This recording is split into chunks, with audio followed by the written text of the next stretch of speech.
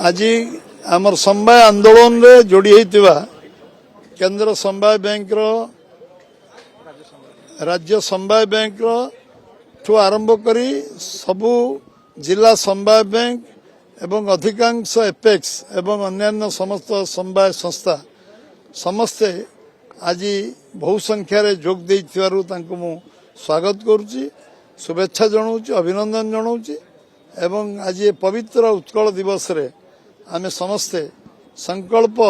से भारतीय जनता पार्टी रो शक्तिशाली करवा एवं आमे समवाय आंदोलन को आहुरी जोरदार करवा तल पाचर थिबा लोकंकर सेवा करवा एवं आज जो हजार हजार संख्यार एटी आसिक समवाय आंदोलन जोड़ी होइतिबा भाई भौणी माने जोग देइचंती समाने निश्चित भाव में ये भारतीय जनता पार्टी स्पष्ट नीति एवं यशस्वी प्रधानमंत्री नरेंद्र भाई मोदी एवं आमर अमित शाह जे समवाय मंत्री अच्छा केन्द्र में एवं राज्यर मुख्यमंत्री मोहन माझी जो सरकार जो उच्च कोटीर एवं संकल्पधार जो कार्यकलाप समवाय विभाग को शक्तिशाली करिवार जो संकल्प नहीं काम करुचंती उपरे निजर आस्था प्रकट करी से जोग देइथिबारु पुनर् ओडिशा राज्य बीजेपी तरफ मु धन्यवाद दूची आमे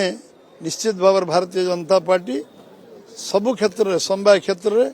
जो तल पहाचर लोक साहाय्य सेवा करने अधिक आउरी निरंतर चेष्टा करिवो सफल कामी हम एवं जो साधारण लोक समस्या अच्छी जो आज कोऑपरेटिव ग्राउंड लेवल ले आज आमे लोक को साहाय्य करिवार आउरी शक्ति बुद्धि हम आ भारतीय जनता पार्टी शक्तिशाली हेनी साधारण लोक शक्तिशाली हे कोऑपरेटिव मूवमेंट शक्तिशाली हम एवं निश्चित भाव में ओडिशार जो स्वप्न आम देखीचु जे आमे समवाय आंदोलन को तीव्रतर करूँ एवं लोक आर्थिक स्थिति को बदलैबू एवं लोकंकर पर कैपिटा इनकम बढ़िबो आ लोक बाहर को कामधंदा जीवेनी आत्मनिर्भरशील हे निज गोटे छेड़ा हे कोऑपरेटिव आंदोलन समवाय आंदोलन निश्चय आज हम एभली एक अपेक्षा मु रखिछि एवं निश्चित भाव में आज जो माने निश्चय तांकर मध्य से संकल्प अच्छी